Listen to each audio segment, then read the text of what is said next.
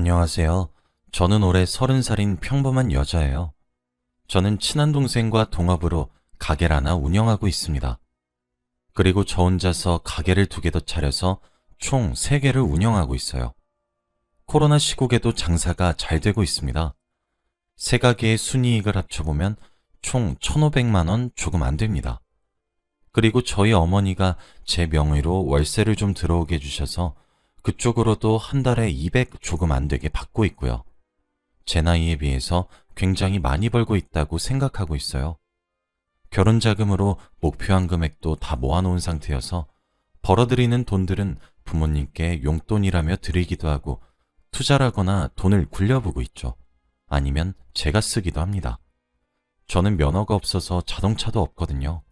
그래서 딱히 커다란 비용이 안 들어갑니다. 그래서 옷이나 가방 또는 주얼리 같은 저를 위해 쇼핑하는 돈으로 사용하죠. 제가 유일하게 돈을 버는 낙을 느끼는 시간이기도 합니다. 저는 대학교 동기인 친구들과 자주 만나는 편이에요. 거기 가면 친구들이 매번 한 달에 대체 얼마를 벌고 있느냐고 물어봅니다. 그럼 저는 대답을 안 해요. 누가 그런 걸 물어. 얘기 안 해줄 건데. 물어봐서 대답하면 너 회사 때려치고 싶을걸? 이러면서 대답을 회피했죠. 졸업하고도 3달에 한 번씩은 모이는 친구들이었는데 총 5명입니다. 이렇게 5은 대학교 때도 붙어 다녔던 사이예요. 이 중에서 한 친구 때문에 제게 기가 막히는 일이 벌어졌어요. 어느 날 이 친구로부터 연락이 한 통 왔습니다. 무슨 일이냐고 물어봤더니 사정이 너무 급해 그러니 돈을 좀 빌려주면 안 되겠냐고 하더군요. 자기가 모은 돈은 턱없이 부족하다고 염치 없지만 제게 부탁한다고 하면서요. 얼마 정도 필요하냐고 물어보니 800만 원 정도 빌려줄 수 있냐고 하더라고요. 그래서 차용증을 쓰고 빌려주었어요. 친구 사이에 이런 서류까지 써야 하냐고 물어보던 친구의 말에 저는 원래 가까운 사이일수록 이런 문제는 확실해둬야 이후에 문제가 안 생기지 라며 서류를 작성했습니다. 사실 이 친구가 저희 모임에서 제일 돈을 못 벌거든요. 대학교를 졸업하고 아무런 스펙이 없어서 회사 격리를 하고 있는데 한 달 일해도 실수령액이 160만 원을 겨우겨우 넘는 걸로 알고 있어요. 생전 우는 소리 안 하던 애가 하니까 흔쾌히 돈을 빌려주었죠. 그렇게 빌려간 날이 8개월 전입니다. 그 이후로 돈을 갚으려고 노력을 하는 것 같더라고요. 근데 무슨 티끌모아 태산도 아니고 만날 때마다 찔끔찔끔 갚으려고 하더라고요. 하루는 10,000원을 갚을 때도 있고 어떤 날은 50,000원을 갚았어요. 친구는 오늘은 30,000원 갚을게. 800만 원에서 까 라고 했었죠. 근데 솔직히 그걸 어떻게 받나요? 적은 돈도 아니고 800만 원을 빌렸는데 그거 하나하나 계산하는 것도 제가 해야 되잖아요. 계산이 얼마나 복잡해지냐고요. 그래서 제가 나중에 한 번에 다 갚아달라고 했습니다. 저는 깔끔하게 받고 싶었거든요. 제 입이 방정이죠. 그 이후로 친구는 제 연락을 점점 피했어요. 돈을 갚으려는 생각조차 안 하는 것 같았죠. 제가 돈 언제 갚을 거냐고 물어볼 때마다 독촉 좀 하지 마. 내가 그 돈 떼먹니? 있는 사람이 더하다고 넌 돈도 많으면서 왜 그래? 좀 기다려주면 안 되니? 라면서 제 탓을 했어요. 솔직히 빌린 사람이 재촉하기 전에 돈을 갚아줘야 되는 건데 되려 저를 나쁘고 모진애로 만들고 있으니 처음엔 그러려니 친구니까 뭐 내가 좀 더 기다려줘야지 이런 마음뿐이었는데 점점 어이가 없어지는 겁니다. 결국 7개월이 지나도록 한 푼도 갚지 않았어요. 제가 참다 안 돼서 하루는 친구를 불러 냉정하게 따져 물었습니다. 소진아, 돈 왜 안 갚아? 라고 제가 대놓고 물어보니까 소진이는 아니 수민아 그게 아니라 라면서 얼머부리다가 갑자기 눈물을 펑펑 흘리는 거예요. 저는 당황스러워서 소진아 너 왜 그래? 무슨 일 있어? 라고 물어보니까 대답도 않고 엉엉 울더라고요. 한참을 진정하길 기다렸습니다. 진정된 소진이를 보며 저는 돈을 대체 어디다 썼길래 7개월이 지나도 돈을 안 갚니? 뭘 했길래 이제 돈을 갚았으면 한다는 내 말에 그렇게 우는 거야? 라고 했더니 소진이는 그게 너한테 빌린 800만 원을 내가 목돈으로 만들겠다고 묶어놨어. 조금만 더 기다려주면 찾아서 바로 상환할 수 있어. 정말이야. 근데 지금 상황이 너무 안 좋아서 라며 울먹이더라고요. 저는 소진이가 너무 걱정이 되었습니다. 얘가 어디 빚이라도 낸 것은 아닌가 싶더라고요. 너무 걱정스러웠던 저는 무슨 일인데 그래? 나한테는 말하지 못하는 얘기야? 라고 물어봤죠. 소진이는 제게 아무 말도 못하고 눈물만 흘려댔습니다. 그러고는 수민아, 진짜 이런 말하면 너한테 염치 없는 사람인 거 알고 있는데 나 한 번만 더 돈 빌려줄 수 있어?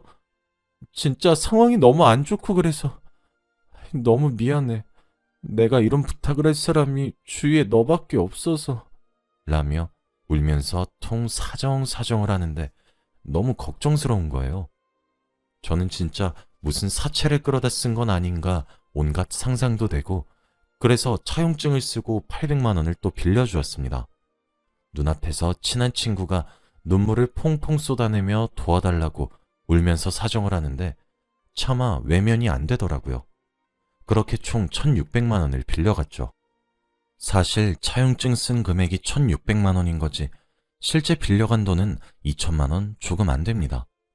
중간중간 저보고 커피 한 잔 마시게 만나자 해서 만나면 소진이가 커피를 사고 50만 원, 100만 원씩 급한 일이 있어서 그런데 빌려주면 안 되냐면서 야금야금 빌려간 돈을 계산해 보니까 400만 원 조금 안 되더라고요. 제가 한 달을 뼈 빠지게 고생해서 번 돈들보다 많은 액수죠. 저도 그냥 호구처럼 빌려준 것이 아니라 갚으라고 독촉을 했습니다. 그럴 때마다 능구렁이처럼 그 상황을 피해갔어요. 그러다 얼마 전 참다 터졌습니다. 제가 기다리다 지쳐서 소진이에게 급하게 목돈이 들어갈 일이 생겼으니 당장 돈을 갚아달라고 했어요.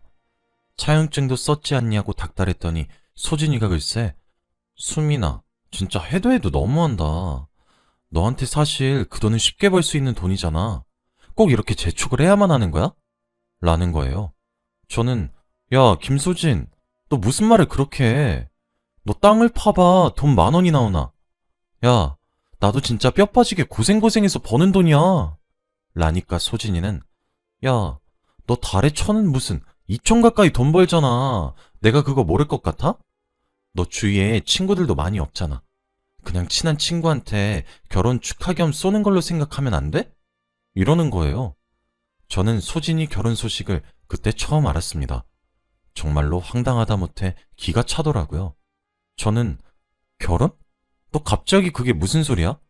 갑자기 결혼이 여기 왜 나와? 너 결혼해? 라고 따져 물었어요. 그랬더니 사실 나 4월에 결혼하거든. 혼수를 5천만 원 해오길 바라시는데 내가 돈을 모은 거에 조금 모자라서 그래서 너한테 빌렸던 거야. 그러니까 그냥 결혼 선물한 셈 쳐주면 안 돼? 라는 겁니다. 아니 여러분들은 친구한테 돈을 빌려서 결혼하는 게 이해가 되시나요? 거기다 한술 더 떠서는 수민이 넌 돈 많으니까 나 집들이 선물 미리 주는 셈 치고 냉장고 하나 해주면 안 돼? 혼술 해가야 하는데 냉장고는 너무 비싸서 말이야. 응? 이러는데 세상에 어쩜 그렇게 염치가 없는지 믿기지가 않더라고요. 진짜 통화로 이야기해서 망정이지 눈앞에 있었으면 얼굴을 한 대 쳤을지도 모릅니다. 약 2천만 원? 맞아요. 저는 한 달만 고생하면 금방 모을 수 있는 돈이긴 합니다. 제가 지금 그 돈 없어서 당장 죽는 것도 아니고 급한 것도 없죠. 처음 돈을 빌려줄 때도 친구가 울면서 사정하는 것을 보니 빨리 받을 수 없겠구나 싶었고 정말 딱한 사정이라면 받지 않을 생각도 했습니다. 원래 아쉬운 소리를 하던 친구가 아니었으니까요. 저도 친구로서 그간의 정을 봐서 빌려준 거였습니다. 근데 받고 안 받고는 제가 정하는 거잖아요. 딱히 딱한 사정도 아니었고 돈을 빌려간 이후로의 행동을 보아하니 저를 호구로 취급하는 것만 같아 기분이 나빴어요. 저는 얘가 사채라도 끌어쓴 것은 아닌가 하며 마음 졸이면서 돈을 빌려준 건데 저한테 어떤 말도 없이 사정이나 상황 설명도 없이 결혼 축하 선물로 그 큰 돈을 쏠랑 없는 일로 쳐라는 소리를 듣고 있으니까 진짜 가만히 못 있겠더군요. 저는 전화를 끊고 결혼을 약속한 남자친구를 만나서 이 일을 털어놓았습니다. 남자친구는 이걸 듣고 입을 떡 벌리더군요. 와, 미친 거 아니야? 진짜 실화야? 아니, 사람이 어떻게 그렇게까지 뻔뻔하게 굴어? 아니, 나이가 30살이 될 동안 4년제 대학 졸업해서 5천만 원 모으지 못한 것도 한심해 죽겠는데 이게 다 무슨 말이야? 라고 하더라고요. 남자친구도 화가 났습니다. 저도 네가 호구냐고 잔소리 한번 들었어요. 남자친구는 수민아, 소진 씨한테 연락해서 나 차 뽑는다고 말하고 소진 씨 남자친구 연락 잘 안 해봐. 라더라고요. 소진이 남자친구가 외제차 딜러로 일하거든요. 남자친구는 이거 소진 씨 남자친구에게 알리고 너도 법적인 조치까지 생각하라고 말을 했습니다. 돈 어떻게든 자기가 대신 받아내주겠다더라고요. 너무 든든했어요. 저는 그 길로 소진이에게 소진아, 남자친구가 이번 기회에 차 바꾸려고 하는데 너 남자친구가 딜러였던 게 생각나서 전화했어. 전화번호 좀 알려줘. 라고 했더니 소진이는 좋다고 바로 전화번호를 알려주더라고요. 그리고 그 번호로 문자를 한 통 남겼습니다. 소진이 소개로 연락드립니다. 라고 보냈더니 조금 뒤에 그 번호로 전화가 한 통 걸려왔어요. 소진이 남자친구입니다. 수미 씨 얘기 많이 들었어요. 수미 씨 남자친구가 차를 새로 산다고 들었는데 언제 시간 가능하신가요? 라고 하더라고요. 저는 아무래도 생각도 정리하고 할 말도 정리해서 만나야 할 것 같아서 이틀 뒤에 만나자고 했어요. 그리고 남자친구에게 이 사실을 전부 알려주었습니다. 남자친구는 이틀 뒤에 만나서 차용증이랑 주고받은 메시지들 다 보여주게 정리하자고 했죠. 그렇게 저는 이틀 동안 자료들을 정리해서 보기 편하게 만들었고 남자친구와 함께 소진이의 예비 신랑을 만나러 갔습니다. 그분은 자기 가게 매장 바로 앞에서 저를 보자마자 반기시며 안녕하세요 수미씨, 말씀 많이 들었습니다 하시더라고요. 제 남자친구는 안녕하세요, 수민이 남자친구입니다. 오늘은 다름이 아니라 소진씨에 대해 의논할 일이 있어서 이렇게 만나 뵙고 싶어 자동차 핑계를 좀 댔습니다. 죄송합니다. 근처 조용한 곳으로 가서 얘기 좀 하실 수 있을까요? 했죠. 본인 이름을 형석이라고 소개한 그분은 네? 아, 일단 알겠습니다. 라고 한 뒤 근처에 조용한 찻집으로 저희를 데려갔어요. 저는 형석 씨, 혹시 지금 소진이와 결혼 준비가 어느 정도 진행됐는지 여쭤봐도 될까요?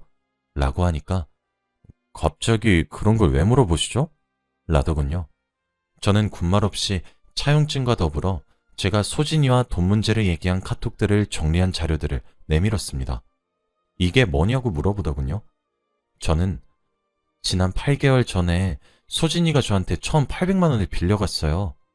그리고 7개월 정도 지나 저한테 또 800만 원을 빌려갔던 사실을 증명하는 차용증이에요.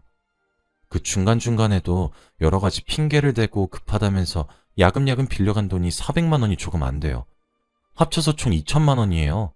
라고 하니 그걸 왜 저한테 말하시는 거죠? 소진이와 문제인 것처럼 보이는데 그럼 소진이와 해결하셔야죠. 라고 형석 씨가 말하길래 저는 남자친구의 손을 꼭 잡고 소진이에게 급하게 목돈을 써야 할 일이 생겼으니 돈을 빨리 갚아달라고 말을 했더니 돈도 많은데 자기 결혼 축하 선물로 약 2천만 원을 준 셈 치라고 하더라고요. 형석 씨는 보통 친한 친구 결혼 축하 선물로 2천만 원 정도는 턱턱 내주나요? 아니면 축의금으로 몇 천만 원 내는 건 부담되지 않나요? 라고 하니 형석 씨가 아무런 대답을 못 하더라고요. 2천만 원을 떠나서 형석 씨 사실 1천만 원도 축의금으로 내본 적 없으시죠? 저도 그래요. 소진이한테 저에 대해 뭐라고 들으셨는지 모르겠지만 저 돈 나이에 비해 잘 버는 편이에요. 근데 저도 돈 힘들게 벌어요. 소진이가 하도 울면서 사정사정하길래 사채라도 끌어다 쓴 건 아닌가.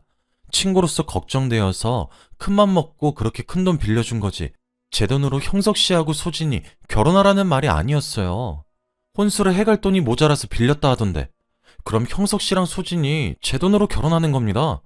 라고 하니 아니 수민 씨 거짓말하지 마세요. 초면에 진짜 말을 너무 막 하시네요. 라며 길길이 날뛰는 겁니다.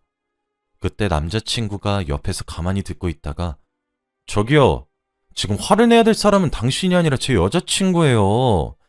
지금 저도 얼마나 꾹꾹 눌러 참고 있는지 알고 계십니까? 정 믿기 힘드시면 소진 씨한테 직접 전화 걸어서 물어보세요. 라고 했습니다. 그 말을 듣고 바로 형석 씨는 소진이에게 전화를 걸었죠. 소진아, 나야. 지금 통화되지? 아니, 다름이 아니라 너 수민 씨한테 돈 빌렸던 적 있어? 라고 물어보더라고요. 스피커폰으로 하고 전화를 했는데 소진이는 아니라고 펄펄 뛰었습니다. 뭐? 오빠, 그게 무슨 소리야? 걔가 그래? 걔가 대체 뭐라고 말하던데? 와, 진짜 어이가 없네? 라면서 오히려 저를 미친 사람으로 몰더라고요. 형석 씨는 일단 조금 이따 다시 전화 걸게 하고는 전화를 끊고 이거 보세요. 소진이가 아니라고 하지 않습니까? 라며 저를 노려보며 말을 하더라고요. 그런데 소진이는 형석 씨와 전화를 끊자마자 제게 전화를 걸었어요. 저는 그러지 말고 제게 걸려온 전화까지 듣고 말씀하세요 하고 태연이 전화를 받아 스피커폰으로 바꿨습니다. 전화를 받자마자 소진이가 소리부터 지르더라고요. 야, 너 미쳤니? 너 이러려고 오빠 전화번호 알려달라고 했어? 아니, 오빠한테 내가 돈 빌린 거 왜 말해? 미쳤냐? 누가 앞길 망치려고 너 작정했어? 그걸 거기 가서 말하면 어떡해? 라며 소리를 고래고래 지르더라고요.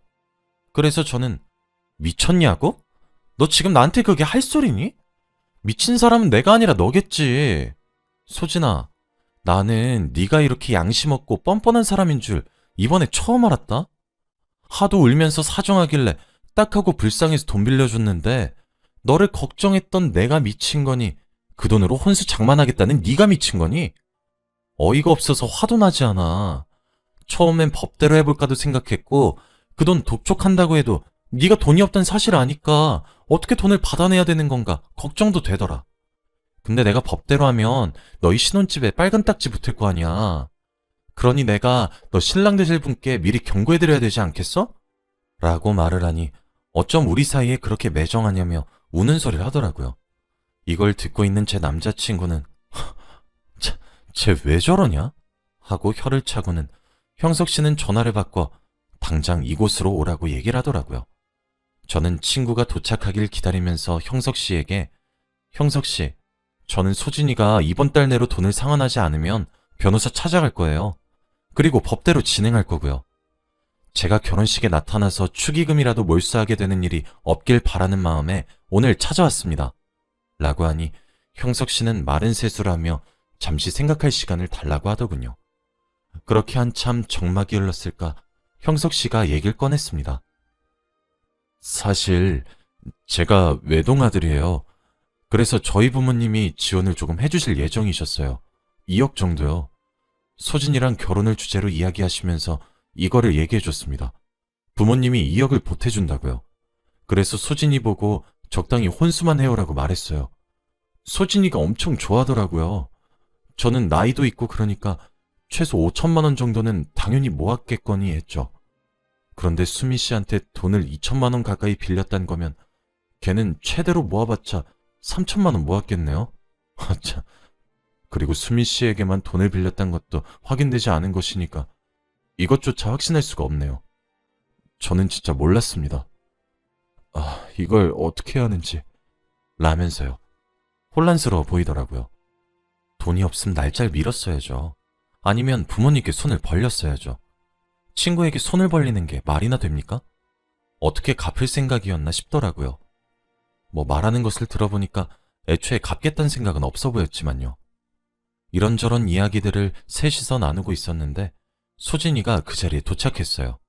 자리에 오자마자 야, 진짜 나한테 왜 그래? 우리끼리 끝낸 얘기잖아. 진짜 치사하게 내 남자친구까지 찾아가서 왜 이래? 라면서 머리채를 잡으려 달려들더라고요. 옆에 있던 남자친구와 형석 씨가 일어나서 겨우겨우 소진이를 뜯어말렸습니다. 저는 얘기? 무슨 얘기? 우리가 무슨 얘기를 끝냈는데? 네 혼자 결혼 선물한 셈 치라고 말한 걸 우리가 얘기를 끝냈다고 말하는 거니? 너 진짜 머리가 어떻게 된 거 아니야? 진짜 뻔뻔해도 유분수가 있지. 너 미쳤니? 라고 비꼬았더니 얼굴이 불그락푸르락 해지더라고요.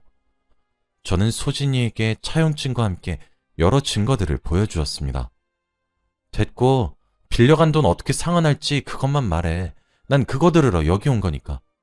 네가 지금 배째라는 식으로 나오면 내가 넘어가 줄 거라고 착각하는 것 같아서 말해주는데 네가 이번 달 내로 돈 안 갚으면 변호사 찾아가서 법대로 진행할 거야. 내가 너한테 1,600만 원 송금했다는 거래 내역도 있고 네 손으로 쓴 차용증도 있고 이거 법적으로 효력 있는 거 알지? 내 돈 어떻게 갚을 거야? 라고 말을 하니 아무 대답 없이 저만 째려보더라고요. 제 남자친구도 옆에서 저기요 소진씨, 지금 그렇게 수민이 째려본다고 해결될 문제입니까? 돈이 한두 푼도 아니고 대답하세요. 저희가 그렇게 한가해 보이세요? 라고 독촉했죠. 소진이를 뺀 셋 모두는 표정이 굳어 있었습니다. 10분쯤 그렇게 저만 노려보고 있더라고요. 슬 열이 오르기 시작했는데 형석 씨가 자리에서 일어나서 가게를 나갈 채비를 하더라고요. 그리고 소진이를 보고 소진아, 우리 결혼 미루자. 아무래도 너와 관계 다시 한번 생각해봐야 될 것 같아. 내가 연락할 때까지 연락하지 말아줬으면 좋겠다. 라고 휙 나가버리더군요. 소진이는 깜짝 놀라 형석 씨 뒤를 쫓아갔어요. 저와 내 남자친구는 벙쪄서 자리에 앉아서 한 30분 정도 기다렸지만 둘 다 돌아오지 않아 집으로 갔습니다. 그리고 그날 밤 친구에게 연락이 한 통 왔어요. 먼저 500만 원 입금했어. 그러니까 내 남자친구한테 따로 연락해서 내가 돈 다 갚았다고 말 좀 해줘. 라고 말이죠. 저는 아니? 네가 다 갚지도 않았는데 내가 왜 전부 갚았다고 말을 해줘야 하니? 네가 남은 금액 전부 다 상환하기 전까지는 나 그런 말 절대 안 해. 라고 하니까 전화가 걸려왔어요. 전화를 받았더니 아주 울고불고 소리치고 난리도 그런 난리가 없더라고요. 미안하다고 빌다가도 다 저 때문이라고 소리치더라고요. 다 제 책임이라 말하면서요. 제 남자친구가 옆에서 보다 못해 전화를 저에게로부터 뺏어들어 소진씨, 그거 적당히 좀 하세요. 오밤중에 진짜 무슨 행패예요? 그러게 돈 미리 갚지 그러셨어요? 돈 다 갚았으면 수민이가 다 갚았다고 말 전해준다잖아요. 진짜 제가 입에 쌍욕 올리기 전에 적당히 하세요. 한 번만 더 수민이한테 이딴 전화 걸어서 화풀이 분풀이 하시면 이러는 것들도 제가 형석 씨에게 다 전할 거예요. 아시겠어요? 그리고 말은 바로 하셔야죠. 서진 씨 결혼 깨지게 생긴 게 대체 왜 수민이 때문입니까? 그걸 왜 수민이 탓을 하세요? 본인 욕심 탓을 하셔야죠. 끝까지 왜 그렇게 뻔뻔한 거죠? 빨리 돈이나 갚으세요. 끊겠습니다.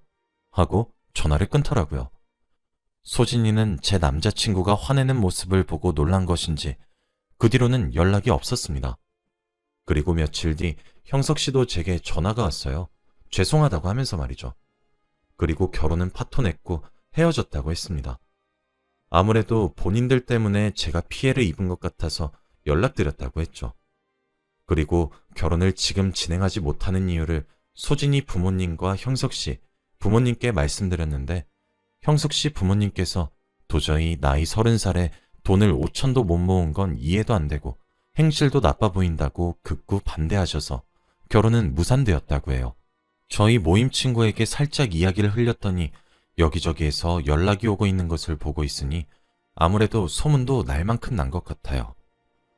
지금은 500만 원 이후로는 돈을 갚고 있지 않아 내일 변호사를 찾아가 보려고 합니다. 아무래도 이젠 제가 더 이상 친구를 기다려줄 우정도 인내심도 없는 것 같아요. 찝찝한 관계가 될 것 같지만 그만큼 후련해질 것 같기도 해요. 돈을 꼭 다 받게 된다면 다시 여기 글을 쓰러 오겠습니다. 제 이야기를 들어주셔서 감사합니다. 안녕하세요. 저는 올해 38살이 된 여자이고 오래전에 엄마를 하늘나라로 보내주었어요. 몇십 년이 지나도 엄마가 돌아가신 것이 믿기지 않았는데 최근에는 조금 적응이 된 것 같아서 이렇게 글을 써봅니다. 저희 엄마는 평생을 불행하게만 살다가 가셨어요. 부디 하늘에서는 꼭 행복하시기만을 바랍니다. 제가 들려주고 싶은 이야기는 제가 고등학생 때로 거슬러 올라가야 해요. 저는 태어날 때부터 아버지가 없었는데 엄마는 제가 계속 아빠 보고 싶다고 해도 볼 수 없다고, 보면 안 된다고 했어요. 아빠를 보는 것을 그렇게 반대하니까 저는 엄마의 직업 탓에 아버지가 누군지도 모른다고 생각했습니다. 그렇게 생각을 할 수밖에 없었던 것이 저희 엄마는 동네에서 작은 술집을 운영하고 있었거든요. 그 술집이라 하면 정말 간단하게 술을 마시는 곳인데 저희 동네는 작은 읍내여서 젊은 사람들이 많이 없다 보니 다들 저희 엄마가 술집에서 일한다고 하면 불건전하다고 생각했어요. 동네에 술집을 운영하는 사람이 저희 엄마밖에 없다 보니 동네 사람들은 저희 엄마를 다 알고 있었습니다. 저는 주위 시선을 많이 의식하는 성격이라 모든 곳에 그 술집을 운영하는 사람이 저희 엄마라고 말하고 다니지 않았어요. 그러면 다들 저에게 술집 여자 딸이라고 손가락질을 할 것이 뻔했거든요. 저와 엄마는 둘이서 작은 단칸방에서 살고 있었는데 엄마가 가게를 해서 번 돈으로 겨우 먹고 살 정도로 형편이 가난했습니다. 엄마 가게도 소문이 별로 좋지 않다 보니 손님도 별로 없었고 가끔씩 동네 아저씨들이 오시는데 엄마한테 말도 안 되는 무리한 부탁을 하곤 했습니다. 엄마가 하는 술집은 그런 곳이 아닌데 동네 아저씨들은 항상 저희 엄마를 술집 여자 취급했어요. 다들 자식도 있고 가정이 있는 사람들이 그러고 다니니까 화가 나긴 했죠. 저희 엄마가 안 된다고 우리 술집은 그런 곳이 아니라고 해도 그 아저씨들은 힘으로 저희 엄마를 억지로 앉혀서 술을 따르게 하는 게 아니겠어요? 엄마는 반항을 했지만 여자의 힘으로 남자를 이길 수 있나요? 정말 그런 모습을 보고 있으니 엄마가 동네 아저씨들처럼 막무가내인 남자와의 사이에서 저를 원치 않은 임신으로 낳았다는 것을 확신할 수밖에 없었죠. 그뿐만 아니라 요즘 들어서 엄마가 가게 거스름돈을 주고받는 과정 중에 계산 문제가 많이 생기더라고요. 손님들한테 돈을 더 적게 받는다든지 거스름돈을 너무 많이 거슬러 준다든지요. 엄마한테 몇 번 주의를 줬지만 계속 아 맞다 깜빡했다 다음부턴 조심할게 라는 말만 했어요.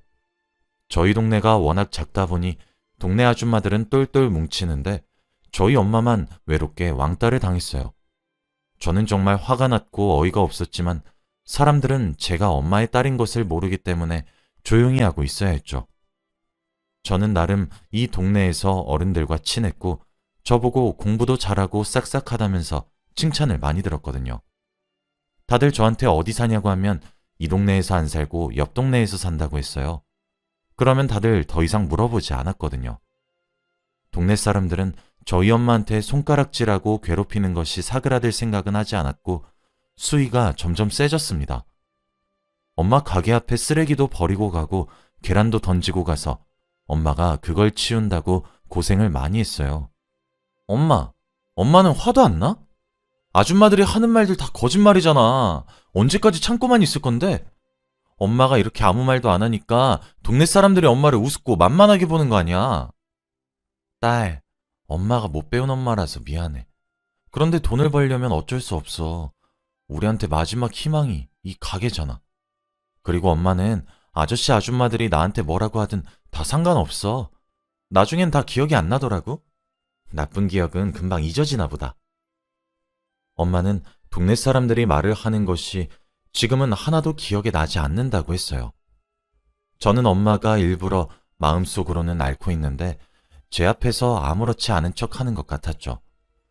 그런데 이렇게 심한 짓을 해도 저희 엄마가 아무 말도 하지 않으니 동네 사람들은 오기가 생겼는지 저희 동네에서 나름 부자인 집의 아줌마의 남편과 저희 엄마가 바람이 났다고 하는 겁니다. 동네 아줌마들은 부잣집 아줌마 말을 철석같이 믿었고 다들 그 아줌마랑 친해지고 싶어서 일부러 저희 엄마한테 더 달려들었죠. 그 아줌마가 말하는 것을 들어보면 어젯밤에 둘이서 다정이 있는 모습을 자기 눈으로 똑똑히 봤다는데 어젯밤 저희 엄마는 저와 함께 집에 있었거든요. 그 사실은 저는 알고 있었지만 동네 사람들한테 말할 수 없었어요. 왜냐면 엄마한테 했던 행동들을 저한테 똑같이 할 것 같았거든요. 그게 무서워서 저는 엄마의 편을 들어주지 못했습니다. 학교에 가도 아이들은 그 술집 여자가 저희 엄마인 줄 모르니까 대놓고 험담을 하더라고요. 저는 저희 엄마를 험담하는 말에도 그런 것 같아 라고 대답할 수밖에 없었어요. 저희 동네에서 나름 부잣집인 애가 저희 반이었는데 애들은 그 아이를 좋아했고 저랑은 아주 친한 사이였습니다. 그런데 그 소문이 퍼지자 그 부잣집 친구는 야, 그 술집 여자가 착해 빠진 우리 아빠 돈 냄새 맡고 꼬리친 거라며? 내가 감히 우리 아빠 꼬신 불려우가 운영하는 그 술집 꼭 망하게 한다. 두고 봐. 이렇게 말을 했습니다. 저는 아예 없는 말을 정말 있었던 일인 것 마냥 내뱉는 게 화가 나더라고요. 그리고 저는 매일 가게에서 있다 보니 잘 알고 있었어요. 제가 본 그 아저씨는 항상 혼자서 저희 술집에 와서는 저희 엄마한테 하루만 데이트해달라며 매달렸는데 저희 엄마가 싫다고 거절했거든요. 그런데 그런 부잣집 사람이 거절당한 게 쪽팔렸는지 저희 엄마를 짓밟기 위해 없는 말을 퍼뜨리고 다녔습니다. 야, 그리고 그 아줌마 딸 하나 있다는데 누군지 모르겠거든? 근데 우리랑 나이가 비슷한가 봐.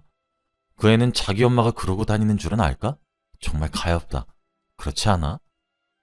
그 친구는 저에게 말을 했고 제가 늘 그랬던 것처럼 받아칠 줄 알았을 텐데 제가 무표정으로 조용히 듣고만 있으니까 조금 놀란 눈치더라고요.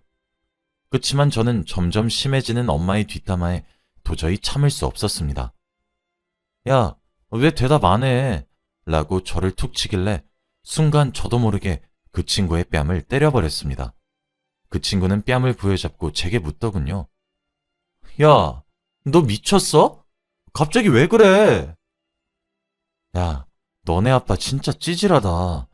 너희 아빠가 그 아줌마한테 한 번만 데이트해달라고 해서 사정사정하는 거, 그 아줌마가 거절하는 거 내가 다 봤거든? 자기가 여자한테 거절당한 게 창피해서 퍼뜨린 거짓말이라고. 너희 아빠 부끄럽지도 않니? 뭐야, 너 설마 그 술집 아줌마 딸이니? 저는 차마 거기다 대고 저희 엄마의 딸이라고 말을 할 수 없었어요. 뒤에 다가올 후폭풍이 너무 무서웠거든요. 저는 친구들과 늘 잘 지내고 쾌활한 성격인데 갑자기 제가 잘 지내던 친구의 뺨을 때리고 나쁜 말을 하니 반 친구들은 다들 당황했습니다. 그때 담임 선생님께서 반으로 들어오셔서 저희는 교무실로 끌려갔죠. 저희 둘은 아무 말도 하지 않았고 몇 분 뒤 친구의 어머니가 교무실로 들어오셨습니다. 그분은 교무실 문을 열자마자 소리를 지르셨어요. 누가 우리 딸 때렸어? 누구야? 내가 절대 가만 안 둘 거야.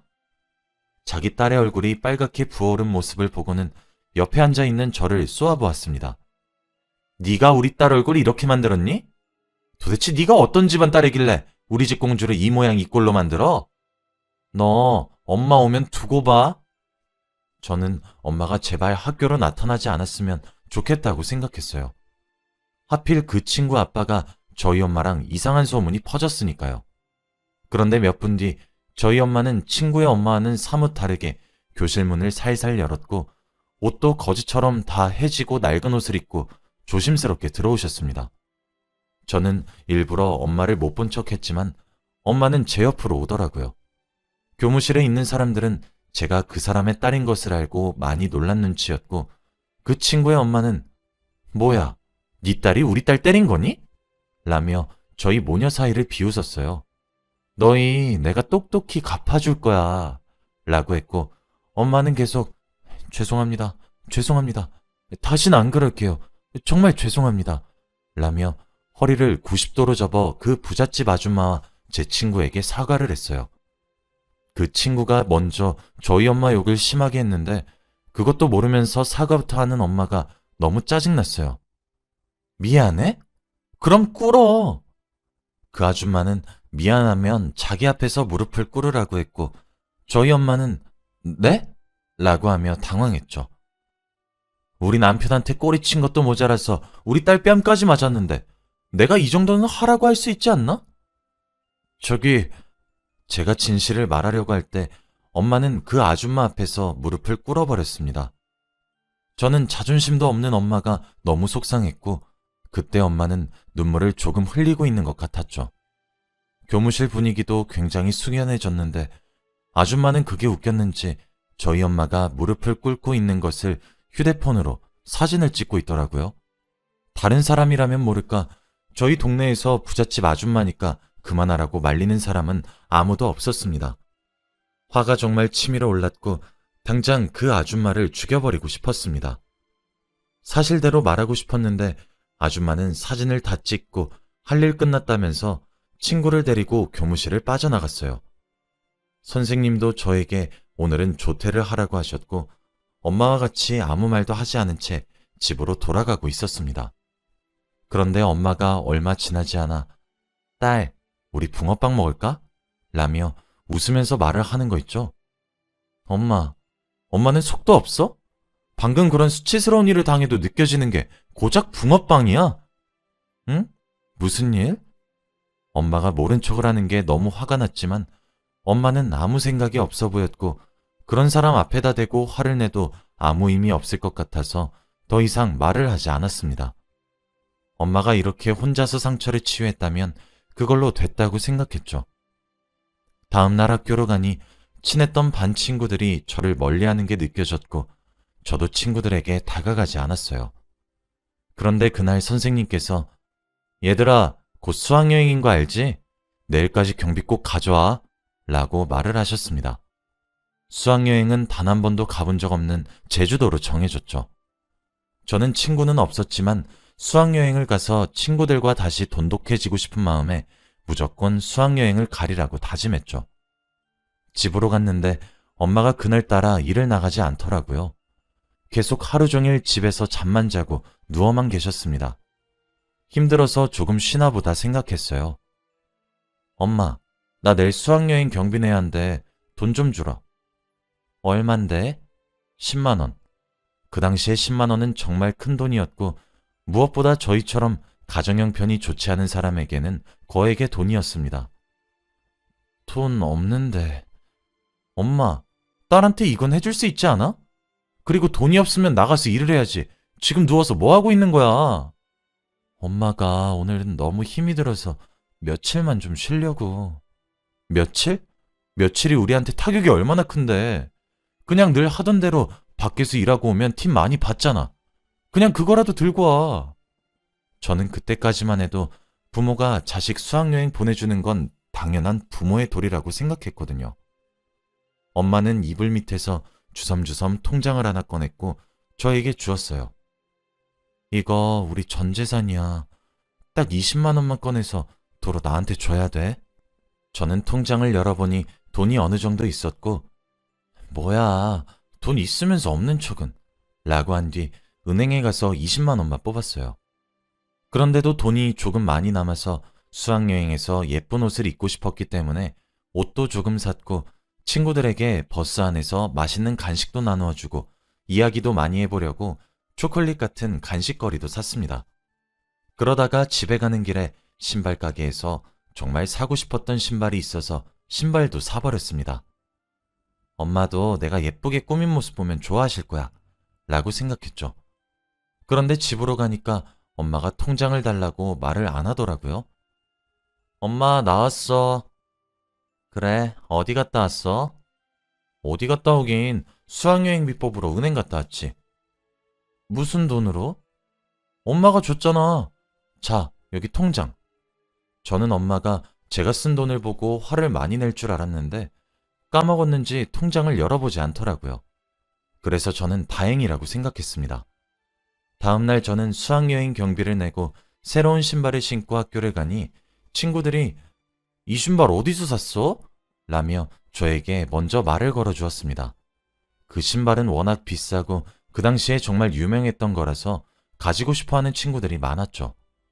저를 아직까지 술집 여자 딸이라고 욕하는 친구들이 많았지만 몇몇 친구들은 그런 건 상관없다며 저에게 다가와 주었어요.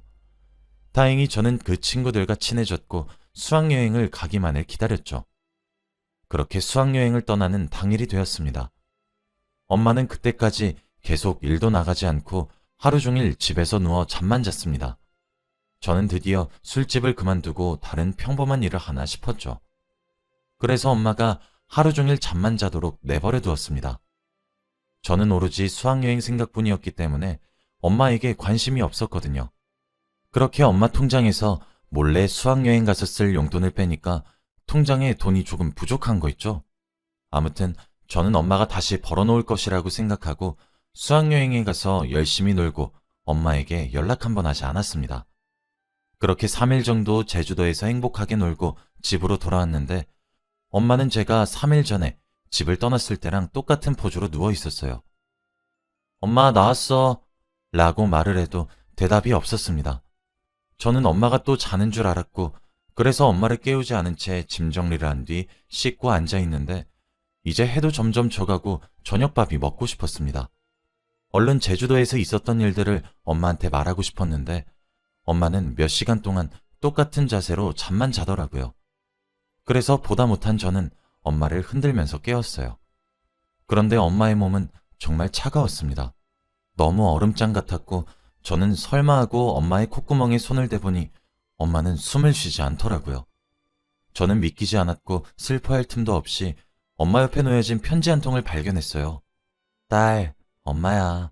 수학여행 잘 갔지? 아마 갔다 오면 엄마가 이미 이 세상을 떠나고 없을 거야.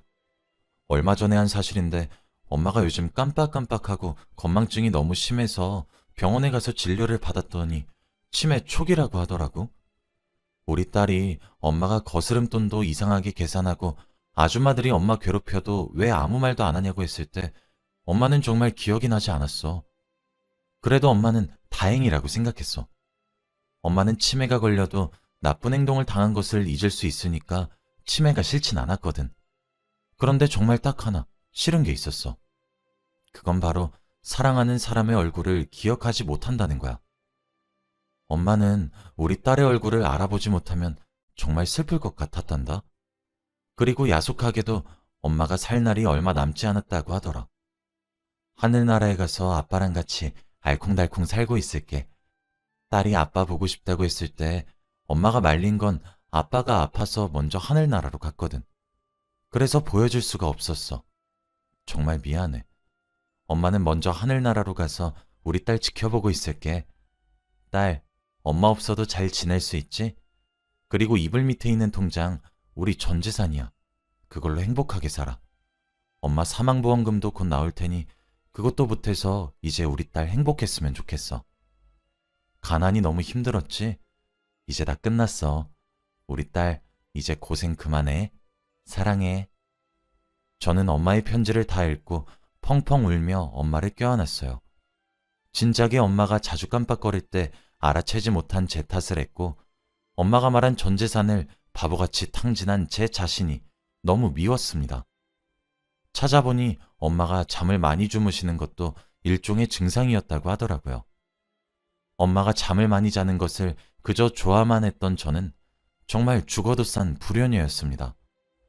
그렇게 엄마를 하늘나라로 보내드리고 평생을 죄책감을 안고 살아갔어요. 이제 나이가 40이 다 되어 가는데 아직까지도 엄마가 너무 보고 싶습니다. 제 이야기는 여기까지예요. 들어주셔서 감사합니다.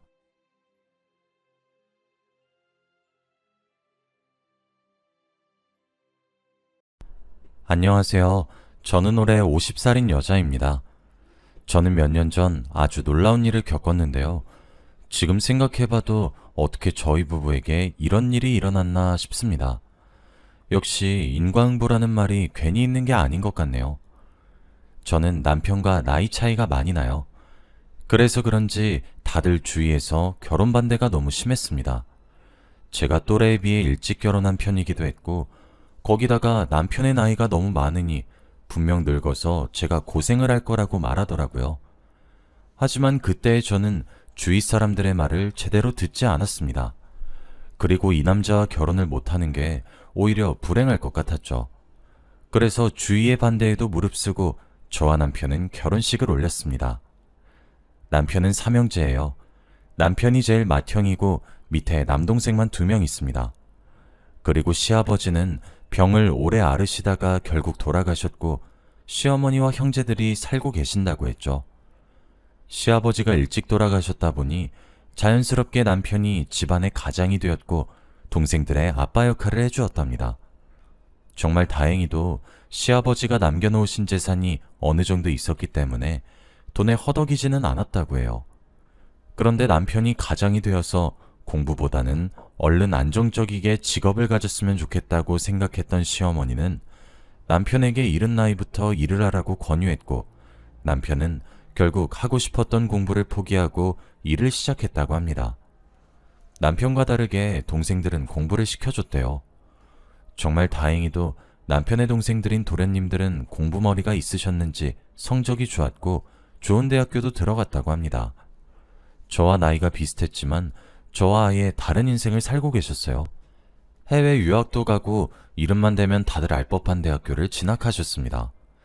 그리고 졸업 후 직업도 훌륭하셨죠. 저희 남편은 그렇게 화려한 직업도 아니고 수입이 많은 것도 아니었어요. 그렇지만 한 번도 직업에 대해서 부끄러워한 적이 없었고 자신의 직업을 좋아하는 모습이 보기 좋았습니다. 남편은 작은 공장에서 일하고 있었지만 저와 남편이 먹고 살 정도로 충분했죠. 그리고 저희는 오랜 연애 끝에 결혼을 했습니다. 저와 남편이 결혼하고 몇 년 뒤 도련님들도 차례대로 결혼을 했어요. 항상 명절에 저 혼자 있다 보니 많이 외로웠는데 동서들이 생긴다고 하니까 너무 기대되었어요. 같이 명절에 술도 먹고 수다도 떨면서 좋은 시간을 보낼 줄 알았습니다. 동서들은 저보다 나이가 어리긴 했지만 나이 차이가 많이 나진 않았어요. 저와 남편이 워낙 나이 차이가 많이 나니까 말이죠. 그런데 왠지 모르게 풋풋하고 잘 웃는 동서들을 보니까 너무 귀엽더라고요. 그리고 명절 때 일도 잘 돕고 시어머니한테도 너무 잘하니까 예쁘더군요. 시어머니한테 몸에 좋은 한약도 선물해드리고 제가 잘 못하는 애교도 마음껏 부리니 제가 다 기분이 좋았죠. 드디어 명절에 집안이 북적북적하게 되니까 명절을 기대하게 되었어요. 다들 행복하게 웃으며 명절을 보내니 시어머니도 많이 좋아하시더라고요. 시어머니는 저희에게 시집살이도 일절 없었고 힘들게 하지도 않았어요. 오히려 명절에 시댁에 가면 저희 보고 아무것도 하지 말고 쉬라고도 하셨고요. 그래서 저는 남편 집안 분들이 좋았고 앞으로 계속 웃는 일만 있길 바랬습니다. 남편과 결혼하고 몇 년 뒤였어요. 어느 날 시어머니가 저희에게 충격적인 소식을 전해주었습니다. 바로 시어머니의 몸이 좋지 않다는 것이었죠. 의사 선생님의 말로는 몇 달 남지 않았다고 하셨지만 저희는 희망의 끈을 놓지 않았어요. 의사 선생님은 잘 보살펴드리기만 해도 수명이 늘어나신다고 했습니다. 그래서 시어머니를 보살펴드릴 사람이 필요했죠. 저희 집 가족들은 다 모여서 회의를 했습니다. 그런데 도련님들과 동서들은 다들 눈을 피하며 시어머니를 보살피고 싶지 않다는 신호를 보냈습니다. 일이 너무 바쁘다는 말과 시간이 없다는 말을 하면서 말이죠. 저와 남편도 그렇긴 했지만 간병인을 쓰기엔 시어머니가 마음이 불편해하실 것 같았어요. 그래서 오랜 고민 끝에 결국 제가 시어머니를 모시기로 했습니다. 저는 하던 일을 그만두었고 남편과 저는 시어머니 댁으로 가서 살게 되었죠. 솔직히 들어가기 직전까지 이게 맞는 건가 고민을 많이 했는데 시어머니가 하루하루 더 아파하시는 모습을 보니까 고민할 시간이 없었습니다. 그래서 저는 시어머니의 병간호를 시작했어요. 초반에는 동서들이랑 도련님들도 오셔서 도와주시기도 하고 옆에서 말동무도 되어주셨지만 그런 노력에도 불구하고 시어머니의 건강 상태는 더 안 좋아지셨어요. 점점 기력도 없으시고 혼자서 일어서지도 못하시는 모습을 보고 마음이 너무 아팠죠. 그렇다 보니 이미 도련님들과 동서들은 마음의 준비를 한 것 같아요. 시댁에 오는 횟수도 줄어들고 연락도 잘 하지 않더라고요. 점점 저희와 멀어지려고 하는 모습이 눈에 보이니 너무 속상했습니다. 그래도 저는 시어머니를 포기하지 않았어요. 저의 병간호가 잘못되었나 싶어 혼자 책을 사서 공부를 하기 시작했습니다. 시어머니가 주무시고 계시거나 할 일이 없을 때 책을 보고 공부를 하며 병간호에 대해 배웠죠. 공부를 하다 보니 저와 너무 잘 맞았고 얼마 지나지 않아 요양보호사 자격증도 땄습니다. 확실히 공부를 하다 보니 시어머니를 더 전문적으로 보살펴드릴 수 있더라고요. 시어머니는 저의 이런 노력에 너무 고마워하셨고 남편 또한 저와 결혼한 것이 세상에서 제일 잘한 일이라며 입이 닳도록 말했습니다. 그런 말을 들으니 더 열심히 하고 싶고 시어머니한테 감사하더라고요. 다들 시어머니를 보살펴드리는 걸 꺼려하시지만 저는 좋은 시어머니와 지내니 오히려 좋았습니다. 그리고 얼마 뒤 명절이었어요. 시어머니가 아프시고 난 뒤 처음 보내는 명절이었죠.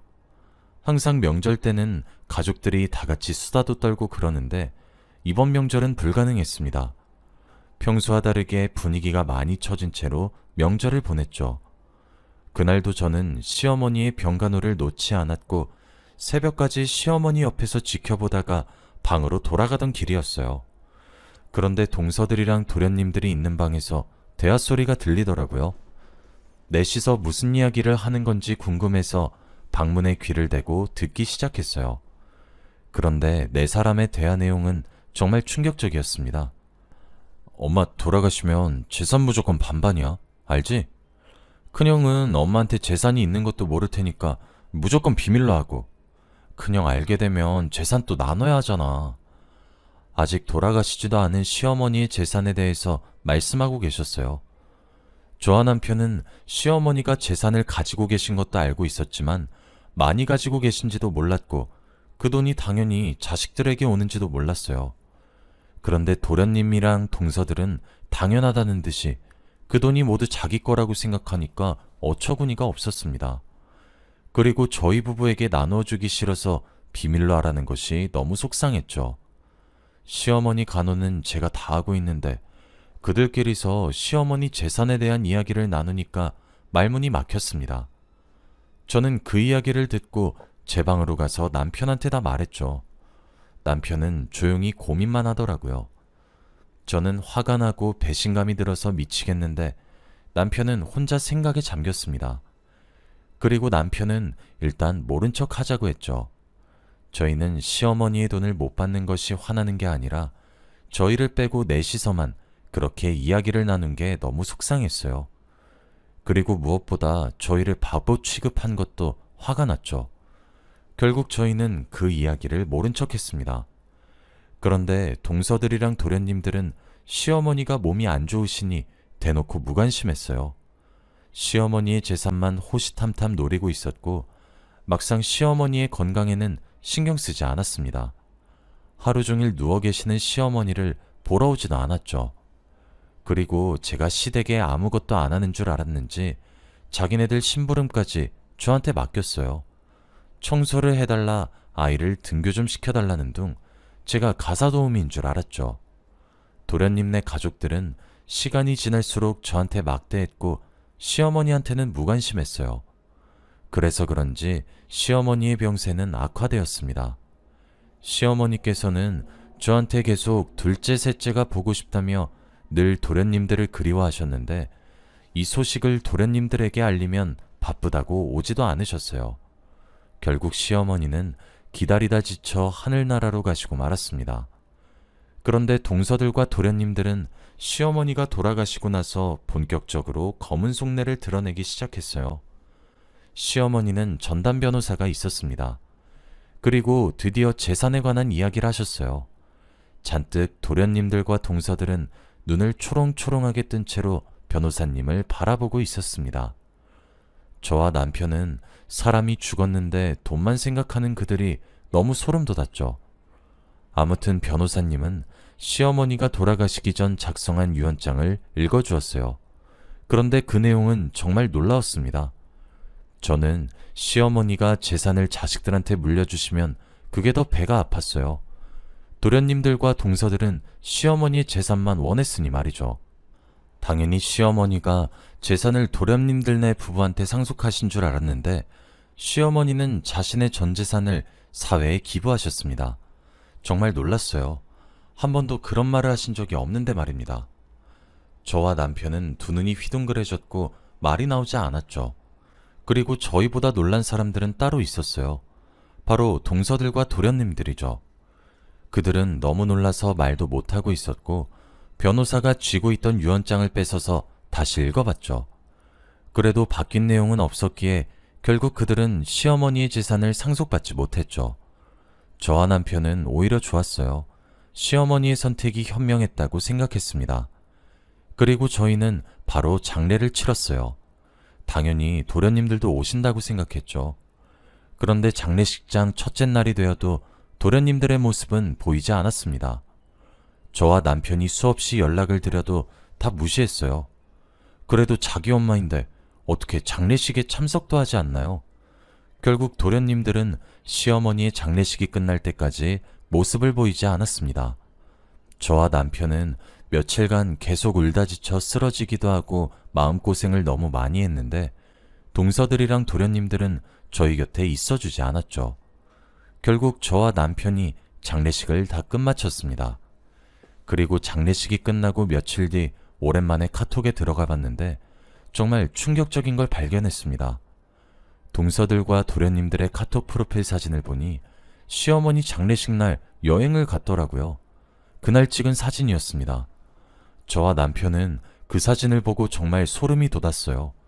어떻게 자기 가족이 죽었는데 아무 일도 없다는 듯이 여행을 갈 수 있나요?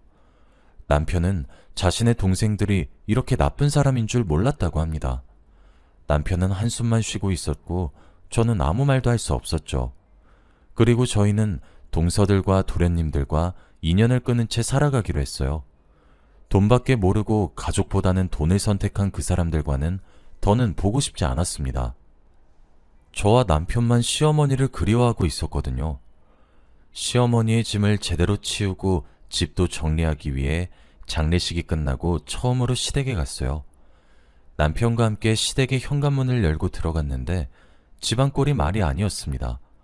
도둑이라도 든 것처럼 온 집안의 물건들이 다 밖으로 나와 있었거든요. 그리고 하다못해 소파도 다 갈기갈기 뜯겨 있었습니다. 저와 남편은 말문이 막혔죠. 그리고 시어머니 방에 있는 서랍들도 다 열려 있었습니다. 시어머니의 통장들도 하나도 없었죠. 장롱도 뒤졌는지 다 열려 있었어요. 저와 남편은 딱 봐도 누가 한 것인지 눈치챘습니다. 딱 봐도 동서들과 도련님들의 짓이겠죠. 혹시라도 시어머니가 남기신 돈이 있을까봐 미친 듯이 뒤진 겁니다. 그래서 통장까지 가지고 가고 소파와 침대 등등 다 찢어놨더라고요. 저와 남편은 그런 인간 같지도 않은 그들한테 너무 화가 났습니다. 말도 안 나왔고 신고를 해야 하나 고민도 했어요. 그런데 저는 그 집을 치우면서 눈물이 나더라고요. 시어머니가 너무 불쌍했습니다. 자식들을 힘들게 키우셨을 텐데 결국엔 이런 대접을 받으시니 말이죠. 그리고 시어머니를 보살폈던 세월들이 머릿속에서 지나가면서 시어머니가 많이 보고 싶었습니다. 저와 남편은 망가진 시댁을 다시 되돌려 놓으면서 많은 생각을 했네요. 그리고 시댁에서 며칠간 지냈습니다. 시어머니가 주무시던 곳에서 잠도 자면서 시어머니의 채취를 느꼈죠. 밤마다 꿈에서 시어머니가 나와 얼마나 힘들었는지 모릅니다. 남편과 저는 서로 각자의 방법으로 시어머니를 그리워하고 있었어요. 그리고 어느 날이었습니다.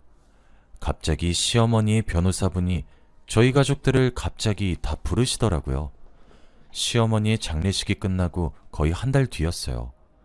그리고 그동안 동서들과 도련님들과도 연락을 하지도 않았기에 그 자리에서 오랜만에 보았습니다. 저희는 서로 너무 어색했고 대화도 하지 않았어요. 그리고 몇 분 뒤 변호사님이 오셔서 이야기를 하셨습니다. 그런데 변호사님은 놀라운 말을 하셨어요. 바로 시어머니의 재산에 대해서 말입니다.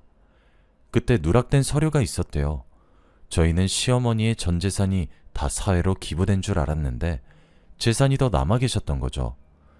그 순간 동서들과 도련님들의 눈빛이 바뀌었습니다. 그리고 당연히 그 재산들을 상속받는 사람이 자신들인 줄 알고 자리에서 일어나 소리치더라고요. 그래, 엄마가 우리한테 돈을 안 남겨놨을 리가 없잖아. 우리 이제 이 돈으로 해외여행 가자. 이런 말을 하며 자기네들끼리 하이파이브를 치며 좋아하더라고요. 저희도 몰랐는데 시어머니가 강남에 건물이 있으셨더라고요. 높은 건물이고 가치가 높은 건물이었습니다. 그리고 변호사님은 시어머니의 누락된 유언장을 꺼냈고 읽으셨어요.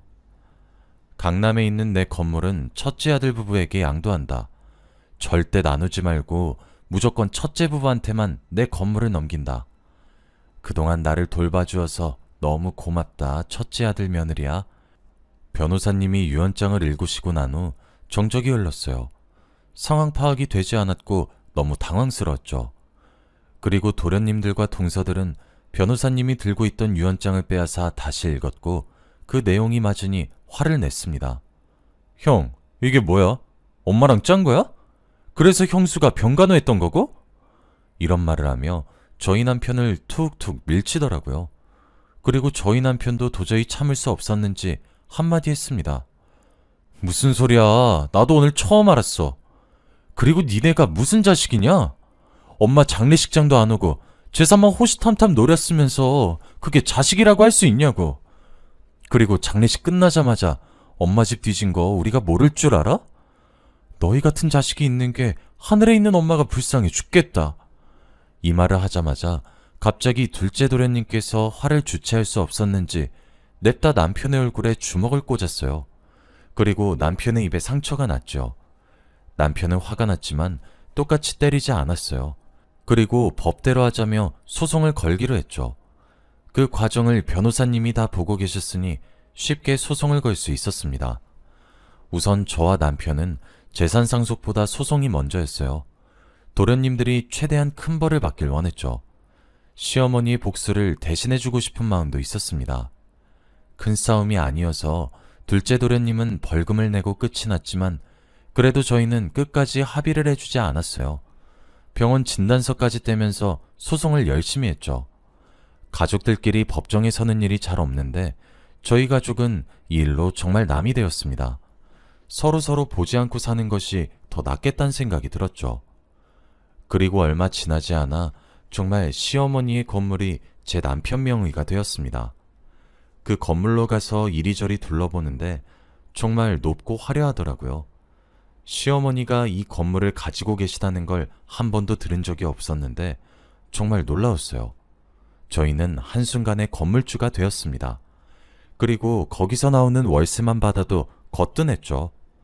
남편은 이제 자신이 하던 직장 생활을 그만두고 건물을 관리하며 살고 있어요. 시어머니가 저희에게 주신 건물보다 유언장에 그동안 돌봐줘서 고맙다는 말이 더 감사했어요. 아프신 와중에도 저희의 노력을 알아주셨으니 말이죠. 지금 생각해보면 시어머니도 둘째, 셋째 자식들이 뭘 원하는지 눈치채셨을 것 같아요. 시어머니는 모르시는 게 없으신 분이니 말입니다. 전 재산을 사회에 기부하신 게 다행이란 생각이 드네요. 이 일이 있고 몇 년이 지났는데 어제 일처럼 생생하네요. 그동안 둘째 도련님네 가족들이 와서 과거의 일을 사과하기도 했고 건물을 공동명의로 하면 안 되냐고 제안을 하더라고요. 그리고 얼마 뒤 셋째 도련님네 가족들이 와서도 공동명의를 하자고 했고요. 아직도 돈에 빠져서 사는 모습을 보면 한숨만 나옵니다. 저희는 그들의 모습을 보며 절대 저렇게 살지 말자고 다짐하네요. 그리고 그 뒤로 연락을 절대 하지 않죠. 저와 남편이 연락을 보고 있지 않습니다. 여러분은 혹시 저 같은 일 있으신가요? 제가 한 건 시어머니를 모신 일밖에 없는데 어느 순간 제가 건물주의 아내가 되어 있네요. 정말 사람 인생은 모르는 것 같습니다. 여러분은 꼭 착하게 사세요. 저의 이야기는 여기까지입니다. 들어주셔서 감사해요.